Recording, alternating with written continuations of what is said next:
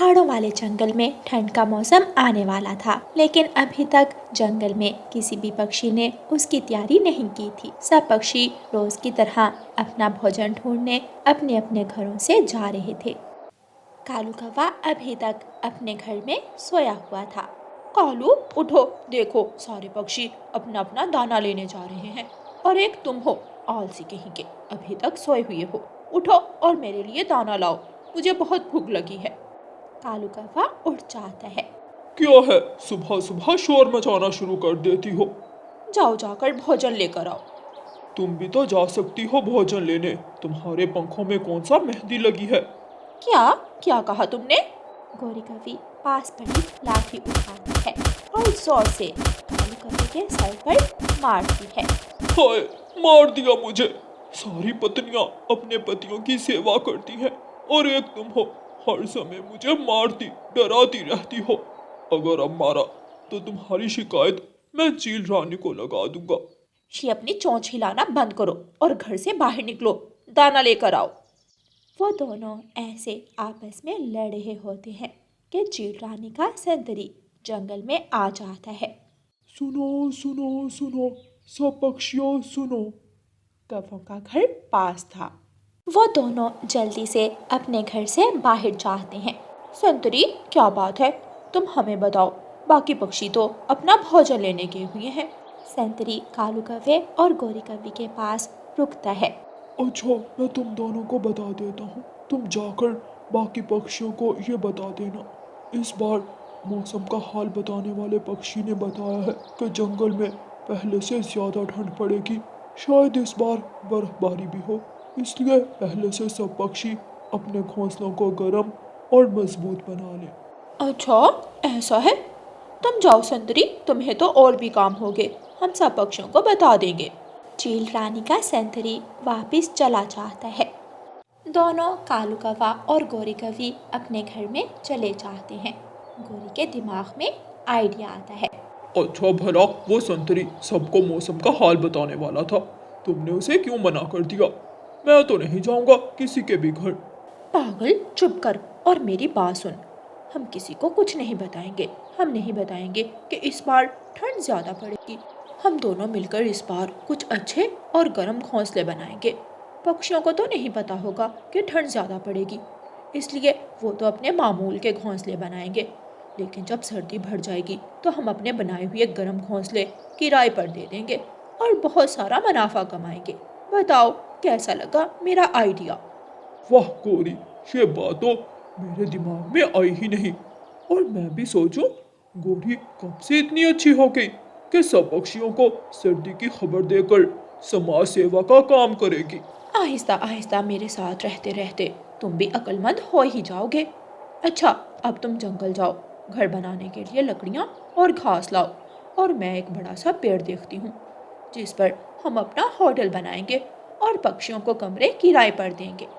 कालू कौवा और गोरी कौवी अपने काम पर लग जाते हैं। गोरी एक बड़ा सा पेड़ ढूंढती है और कालू उस पेड़ पर गर्म घर बनाने लगता है। रानू चिड़िया, आज सूरज कहाँ से निकला है जो ये दोनों आलसी कौवे आज काम कर रहे हैं। अच्छी बात है, इन्होंने भी काम करना शुरू किया, वरना ऐसे ही सोए सोए पूरा दिन गुजार देते हैं। तोते भैया, एक जगह बेरी का पेड़ है, चलो वहाँ जाते हैं और मीठी मीठी बेरी खा कर आते हैं। सभी पक्षी अपने अपने मामूल के कामों में लगे हुए थे। ऐसे ही दिन गुजरते रहे और फिर जंगल में ठंडी का मौसम शुरू हो जाता है और जंगल में कड़ाके की ठंड पड़ना शुरू हो जाती है। किसी भी पक्षी ने अपने घरों को गर्म और पक्का नहीं किया था, इसलिए उनके लिए ठंड बर्दाश्त करना मुश्किल था। जंगल में इतनी ठंड पड़ने वाली थी, लेकिन हमें तो चील रानी ने कुछ बताया ही नहीं। अगर बताया होता तो अपने घोंसले गर्म बना लेते। अब हम ठंड का मौसम कैसे गुजारेंगे? मम्मा, ठंड लग रही है। मम्मा, मुझे भी ठंड लग रही है। माँ चिड़िया अपने बच्चों को अपने पंखों में छुपा लेती है। सब पक्षी अपने अपने घरों में परेशान बैठे थे। थोड़ी देर बाद गोरी अपने बनाए हुए घरों के पास खड़ी होती है और माइक पकड़कर ऊंची आवाज़ में बोलती है। गरम गरम घोंसले हमारे पास हैं, ठंड को रोकने वाले गरम घोंसले। आओ सब पक्षियों, हमारे गरम घोंसलों में आ जाओ और अपने आप को ठंड से बचाओ। पक्षी गौरी कवि की बात सुनकर उसके पास जाते हैं। गौरी, मुझे तुम्हारा एक घर चाहिए। अच्छा, एक घर के बदले एक पूरी अनाज की टोकरी देनी होगी। क्या, इतना महंगा घर? हाँ, दे सकती हो तो दो, वरना मरो जाकर ठंड में। अच्छा अच्छा, दे रही हूँ। जो पक्षी अमीर थे वो तो गौरी और कालू से घर ले लेते हैं, लेकिन रानू चिड़िया और तोते के पास इतना अनाज नहीं था। गौरी, हमें भी एक घर दे दो। निकालो एक टोकरी अनाज की। गौरी, ये तो बहुत ज़्यादा है। अगर सारा अनाज तुम्हें दे दिया तो हम अपने बच्चों को क्या खिलाएंगे? हाँ, तुम हमसे आधा अनाज ले लो और आधा हम रख लेते हैं। जब तक एक टोकरी अनाज की नहीं लाओगे, तुम दोनों को घर नहीं मिलेगा। गौरी, हम भी तो मुश्किल वक्त में तुम्हारी मदद करते हैं, तो तुम भी एक बार हमारी मदद कर दो। मैं थोड़ी कहती हूँ कि मेरी मदद करो। मैं गौरी हूँ, गौरी। मैं किसी का एहसान याद नहीं रखती। चलो निकलते बनो अब यहाँ से, वरना तुम दोनों की पिटाई कर दूंगी। तोता और चिड़िया वहाँ से चले जाते हैं। अब क्या करें रानो, हर पेड़ पर बर्फ है, सूखी लकड़ी मिलना भी मुश्किल है। अब गर्म घर कैसे बनाएं? तोते भैया, क्यों ना हम बर्फ का घर बर्फ का घर? क्या वो गर्म होगा? ये तो मुझे नहीं पता, लेकिन जो बर्फ वाले जंगल के पशु पक्षी हैं वो ज़्यादातर बर्फ के घरों में ही रहते हैं। चलो बना कर देखते हैं, फिर ही पता चलेगा कि इग्लू का घर गर्म होता है या नहीं। फिर दोनों तोता और रानो चिड़िया उड़ते हैं और बर्फ इकट्ठी करते हैं और इग्लू का घर बनाना शुरू करते हैं। दूसरी तरफ जो पक्षी गौरी के होटल में रह रहे थे, ठंड बढ़ने की वजह से उनके कमरों में ठंडी हवाएं आना शुरू हो गई थी और घरों के ऊपर बर्फ गिरने की वजह से घर टूटने लग जाते हैं। पक्षी गुस्से में गौरी और कालू के पास जाते हैं और अपना अनाज वापस मांगते हैं। जाओ जाओ, हम किसी को अनाज वापस नहीं करेंगे। हमारे घर तो मजबूत है, जरूर तुम पक्षियों की गलती की वजह से ही टूटे हैं। चील रानी के पास जाते हैं। अच्छा किया पक्षियों, जो तुम सबने आकर अपनी समस्या बताई। संतरी, तुम्हें तो मैंने मौसम का हाल बताने के लिए भेजा था, तुमने क्यों सबको नहीं बताया? चील रानी, मुझे कालू और गौरी ने कहा था कि वो सब पक्षियों को बता देंगे और मैं उनकी बात मानकर वापस आ गया। मतलब उन दोनों दुष्ट कौवों ने किसी को ये बात नहीं बताई और सब पक्षियों की मजबूरी का फायदा उठाकर उनसे उनका सारा भोजन छीन लिया। संतरियों, जाओ, जल्दी से जाओ और उन दुष्ट कौवों को पकड़ कर लाओ। फिर चील रानी के संतरी कालू और गौरी को पकड़कर जेल में डाल देते हैं। रानो चिड़िया चील रानी के पास जाती है। चील रानी, मैंने और तोते ने इस बार इग्लू का घर बनाया है जो अंदर से काफ़ी गर्म है। अगर बाकी पक्षी भी ऐसे ही घर बनाए तो इस बार की ठंड आराम से गुजर जाएगी। सब पक्षी रानो की बात मानकर इग्लू का घर बनाते हैं और अपनी सर्दियाँ उसी घर में गुजारते हैं। प्यारे दोस्तों, इस कहानी को लाइक, अपने दोस्तों के साथ शेयर और चैनल को सब्सक्राइब करना बिल्कुल मत भूलना। आपका धन्यवाद। रानो चिड़िया अपनी खिड़की में बैठी सर्द हवा की आवाज़ सुन रही थी। वो बहुत परेशान थी। गुड़िया सोकर उठती है। वो अपनी मम्मा की तरफ देखती है और कहती है, मम्मा, क्या हुआ? आपको किस बात की चिंता है? गुड़िया बेटी, ठंडी हवाएं चलना शुरू हो गई हैं। देखना, हमें पता भी नहीं चलेगा और बर्फबारी भी शुरू हो जाएगी। ना ही हमारे पास गर्म बिस्तर है और ना ही सर्द मौसम के गर्म कपड़े। मम्मा चिड़िया अपनी गुड़िया से ऐसे बातें कर रही थी कि उनके दरवाजे पर दस्तक होती है। रानो चिड़िया दरवाज़ा खोलती है। सामने तोता खड़ा था। तोता तो बहुत खुश दिखाई दे रहा था। क्या बात है तोते भैया, क्या कोई लॉटरी निकल आई है जो इतने खुश दिखाई दे रहे हो? हाँ रानो बहन, बात ही ऐसी है, तुम भी सुनोगी तो खुश हो जाओगी। मैं भला कैसे खुश हो सकती हूँ? मुझे तो सर्दियों की चिंता है। इस बार तो कोई गर्म चीज़ नहीं जो ठंड से बचाए। रानो, मेरी बात तो सुनो। मुझे पता लगा है कि पहाड़ों के उस पार एक झरना है। वो झरना कोई आम झरना नहीं बल्कि एक जादुई झरना है। उसे जो चीज भी मांगो वो झरना देगा। क्या आप सच कह रहे हैं तोते भैया? हाँ हाँ, एकदम सच। तुम मुझसे गर्म कपड़े मांग लेना, मुझे भी गर्म स्वेटर और टोपी चाहिए। और दाना भी ले लेंगे। सर्दियों में भोजन की कमी हो जाती है, पहले ही भोजन होगा तो परेशानी नहीं होगी। चलो फिर देर किस बात की, अभी चलते हैं। गुड़िया बेटी, आप घर में ही रहना, दरवाजे के अंदर से कुंडी लगा लेना। ठीक है मम्मा। मम्मा, आप जादुई झरने से मेरे लिए शॉल भी लेना, मुझे शॉलें बहुत पसंद है। ठीक है गुड़िया बेटी। मम्मा चिड़िया तोते के साथ घर से निकलती है। रास्ते में कालू कौवा और गौरी कौवी बैठे थे। वो दोनों तोते और चिड़िया को पहाड़ों की तरफ जाता देखते हैं तो उन्हें आवाज देते हैं। रानो, रानो चिड़िया, कहाँ जा रही हो? गौरी बहन, मैं और तोता पहाड़ों की दूसरी तरफ झरना है, वहाँ जा रहे हैं। वहाँ ऐसा क्या है? वहाँ पर एक जादुई झरना है। पक्षी उस झरने से जो भी चीज मांगे वो सब देगा।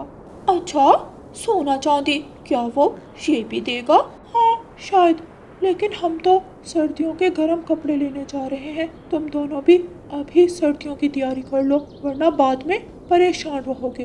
तुम हमारी चिंता मत करो, हम दोनों तुम दोनों की तरह कमजोर थोड़ी हैं।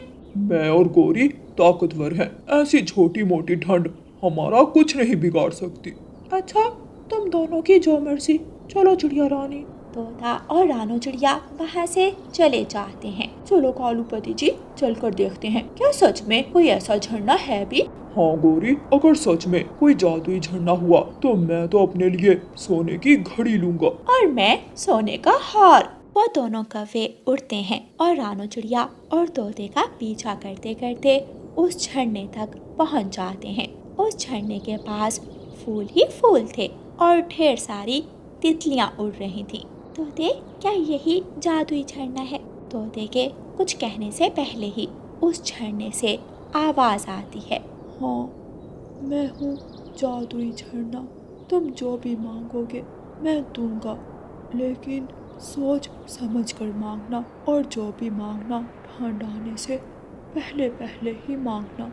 जादुई झरने, हमें सर्दियों के गरम कपड़े चाहिए। और मुझे एक गरम स्वेटर और टोपी।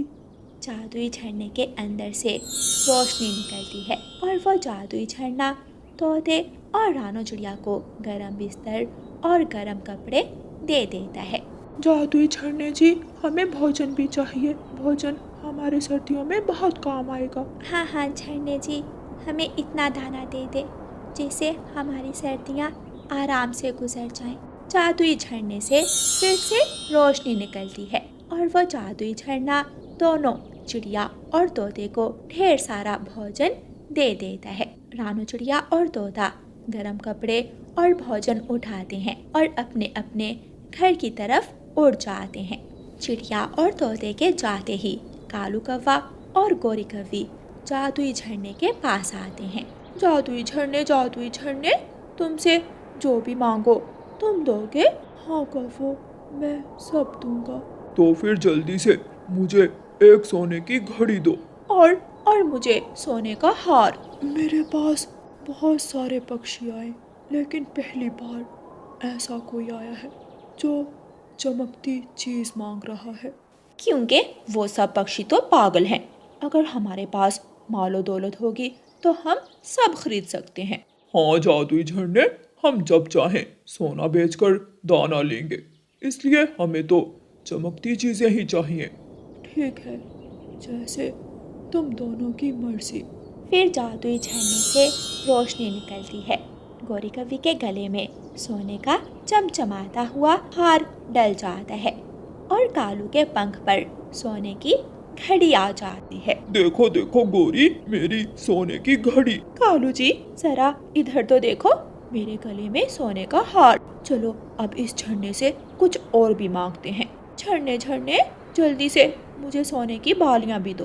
और मुझे सोने की चेन। जादुई झरना गौरी और कालू को सोने की बालियां और चेन दे देता है।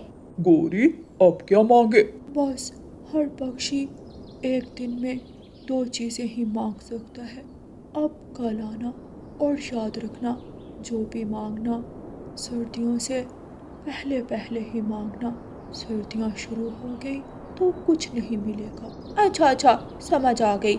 अब हम कल आएंगे तुम्हारे पास। इसी तरह कुछ दिन गुजर जाते हैं। कोई पक्षी उस जादुई झरने से अपने लिए गर्म कपड़े लेता या फिर सर्दियों के लिए भोजन लेता, लेकिन सिर्फ कौवे ही थे जिन्हें कोई परवाह नहीं थी। वो तो हर रोज आकर सिर्फ सोने की चीजें ही लिया करते थे।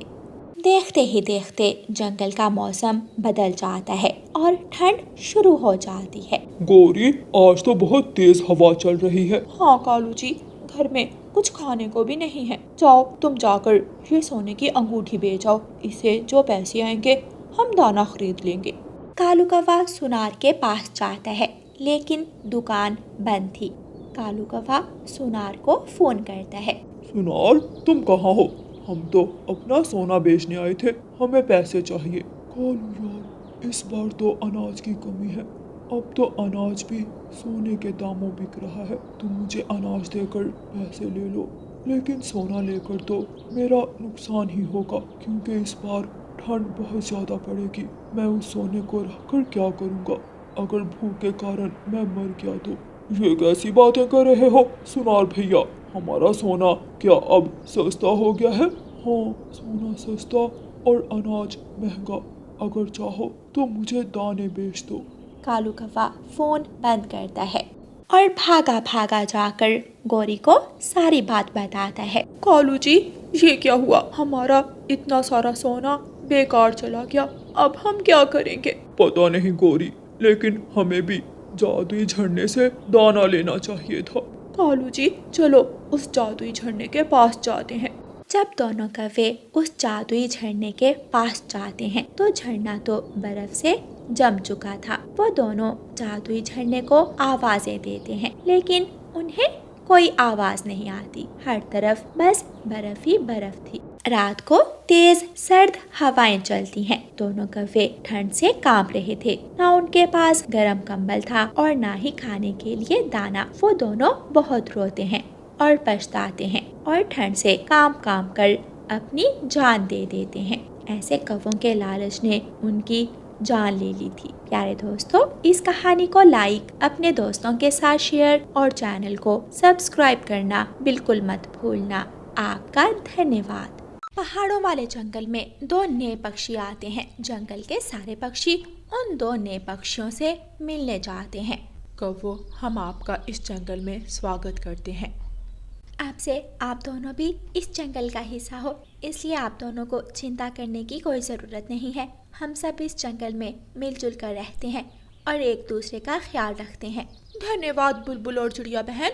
हमारी तो किस्मत कितनी अच्छी है कि हमें इतने अच्छे पड़ोसी मिल गए। मैंने तो गौरी को पहले ही बता दिया था कि हमें यहाँ कोई भी समस्या होगी तो इस जंगल के पक्षी हमारी मदद जरूर करेंगे। और आज शाम का खाना मैं आप दोनों को दे जाऊंगी। आप दोनों सफर करके थक गए होंगे। फिर पक्षी अपने अपने घरों को चले जाते हैं। कालू जी, यहाँ के पक्षी सच में इतने अच्छे हैं कि बस नाटक कर रहे हैं।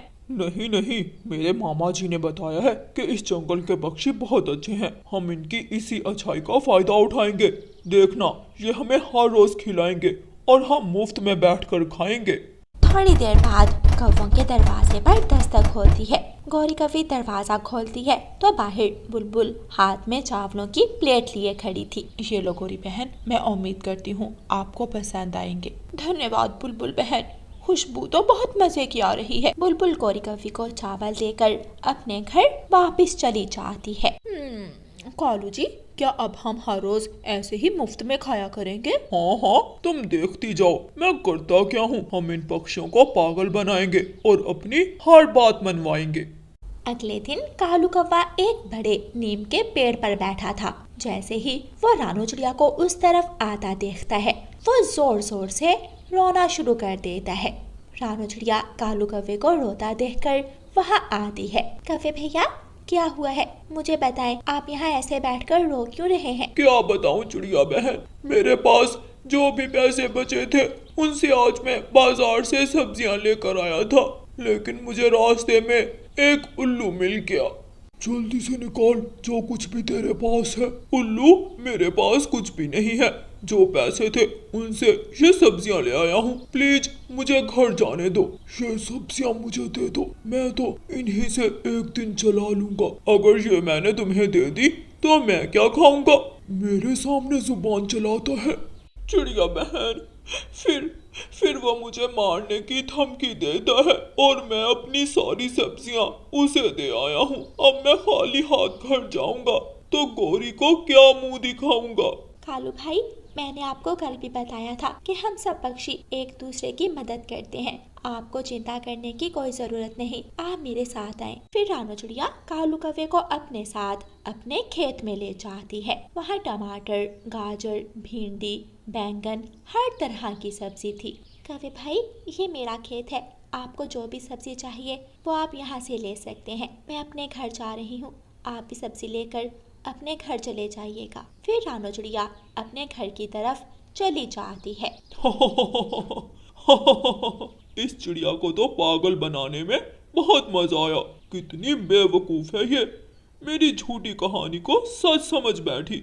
मेरी गोरी पत्नी तो इतनी सारी सब्जियां देखकर खुश हो जाएगी। फिर कालू कौवा अपनी पसंद की सब्जियां रानो चिड़िया के खेत से तोड़ता है और घर ले जाता है। कालू जी, ये इतनी सारी सब्जियां कहाँ से ले आए? उस कमजोर चिड़िया के खेत से। उसके सामने बस थोड़े से झूठे आंसू बहाए। तुम भी उन पक्षियों को पागल बनाकर ऐसे ही अपने काम करवाना। अगले दिन बुलबुल गौरी कवि के घर जाती है। गौरी बुलबुल को देखते ही बीमार होने का नाटक करती है। क्या हुआ गौरी बहन, आपकी तबीयत आज ठीक नहीं लग रही? हाँ बुलबुल बहन, बस सुबह से चक्कर आ रहे हैं। अभी तो घर का सारा काम पड़ा है, झाड़ू लगाना है, बर्तन धोने हैं, सब्जी बनानी है। अब मैं इतना सब कुछ कैसे करूंगी? अरे गौरी बहन, मैं हूँ ना, आपको चिंता करने की कोई जरूरत नहीं। मैं ये सारे काम कर देती हूँ। आखिर मुश्किल समय में पड़ोसी नहीं काम आएगा तो और कौन आएगा? बुलबुल रसोई में जाकर गौरी कवि के बर्तन धोने लगती है। अब ये मोटी बुलबुल मेरे सारे काम करेगी और मैं आराम से अपने घोंसले में लेटी रहूंगी। हमें तो मुफ्त के नौकर मिल गए। बुलबुल गौरी कवि के सारे काम करने के बाद अपने घर चली जाती है और गौरी कवि सारा दिन अपने घोंसले में आराम करती है। अगले दिन फिर से कालू कौवा पक्षियों के सामने जाकर रोने लग जाता है। क्या बात है कौवे, अब क्या समस्या है? कबूतर भाई, आज मैं अपने सेठ से एडवांस भिगाड़ लेने गया था, लेकिन फिर से वो उल्लू चोर मेरे सारे पैसे मुझसे छीन कर भाग गया। अब मैं रोज रोज आप सबसे ऐसे सब्जियां और फल तो नहीं ले सकता। मुझे तो शर्म आती है। कौवे भैया, इसमें शर्म वाली कोई बात नहीं। आप भी हमारे जंगल का हिस्सा है। हमसे जितना हो सकेगा हम आपकी और गौरी बहन की मदद जरूर करेंगे। फिर रानो चिड़िया अपने खेत से सब्जियों की टोकरी भरकर कालू कौवे को देती है और कबूतर अपने खेत में जाकर मीठे फलों की टोकरी भरकर लाता है। कालू कौवा खुशी खुशी वो दोनों टोकरियां लेकर अपने घर चला जाता है। आधी रात को रानो चिड़िया के बेटे कुकू के दांत में दर्द शुरू हो जाता है। मम्मा, ये दांत का दर्द तो रुकने का नाम ही नहीं ले रहा। बेटा कुकू, मैंने आपको पहले ही समझाया था कि इतना मीठा मत खाया करो। अच्छा, आप घर में ही रहो, मैं पूछ कर आती हूँ। शायद किसी पक्षी के घर दांत दर्द की दवा हो। रानो चिड़िया अपने घर से निकलती है। वो गौरी और कालू के घर की तरफ जाती है। कालू जी, उन पक्षियों को पागल बनाने में तो बहुत मजा आ रहा है। कल मैंने बीमार होने का नाटक किया और अपने सारे काम उस मोटी बुलबुल से करवा लिए। और आज मैं भी अपनी झूठी कहानी सुनाकर उस गंदी आंखों वाले कबूतर और उस छोटी चिड़िया से फल और सब्जियां ले आया। ऐसे ही हम दोनों हर रोज बैठ कर खाएंगे। दरवाजे पर खड़ी रानो चिड़िया उन दोनों की सारी बातें सुन लेती है। तो ये काले कलोटे कौवे हमारी अच्छाई का फायदा उठा रहे हैं। इन्हें तो हम अब अच्छा सबक सिखाएंगे। रानो चिड़िया बुलबुल के घर जाती है और दांत दर्द की दवा ले आती है। अगले दिन रानो चिड़िया सब पक्षियों को कालू और गौरी की सच्चाई बता देती है। गौरी, मैं आज फिर से जा रहा हूँ उस कबूतर के खेत से फल लेने। कालू कौवा कबूतर के खेत में जाता है। कबूतर यार, मुझे आज फिर कुछ फल दे दो। पहले पैसे लाओ। तुम्हें बताया तो था कि पैसे तो सारे उस उल्लू ने छीन लिए। अगर पैसे नहीं तो मेरे पास आने की जरूरत नहीं। मैंने अपना फलों का खेत इसलिए नहीं लगाया कि तुम्हें मुफ्त में फल खिलाऊं। जाओ, भाग जाओ यहाँ से। फिर कालू कौवा चिड़िया के खेत में जाता है। चिड़िया चिड़िया, मुझे कुछ सब्जियां दे दो। क्यों जी, मैं क्यों अपने खेत से सब्जियां दूं? जाओ खुद जाकर खरीद लाओ। तुमने ही तो कहा था कि तुम सब हमारी मदद करोगे। हम झूठे और धोखेबाज पक्षियों की मदद नहीं करते। जाओ निकल जाओ यहाँ से। गौरी कौवी अपने घर के बाहर बैठी हुई थी। पास से बुलबुल गुजरती है। बुलबुल बहन, मुझे आज फिर जोरों के चक्कर आ रहे हैं। मेरे घर आकर बर्तन धो दो। काली कलोटी कौवी, मैं तुम्हारी नौकरानी हूँ क्या जो तुम्हारे घर के काम करूँ? ऐसा कहते हुए बुलबुल वहाँ से चली जाती है। कालू कौवा भी उदास होकर घर आ जाता है। कालू जी, आप तो आज कोई सब्जी ही नहीं लेकर आए। मुझे उस कबूतर और चिड़िया ने अपने खेत से भगा दिया। लगता है उन सबको हमारे झूठ का पता लग गया है। अब क्या करेंगे कालू जी? ऐसे भूखे पेट रहेंगे? अब इस जंगल के पक्षी हमारी मदद नहीं करेंगे। अब हम दोनों को खुद ही मेहनत करना पड़ेगी। हम दोनों ने पक्षियों की अच्छाई का गलत फायदा उठाया है। अब कोई भी हमारे पास नहीं आएगा। प्यारे दोस्तों, इस कहानी को लाइक, अपने दोस्तों के साथ शेयर और चैनल को सब्सक्राइब करना बिल्कुल मत भूलना। आपका धन्यवाद।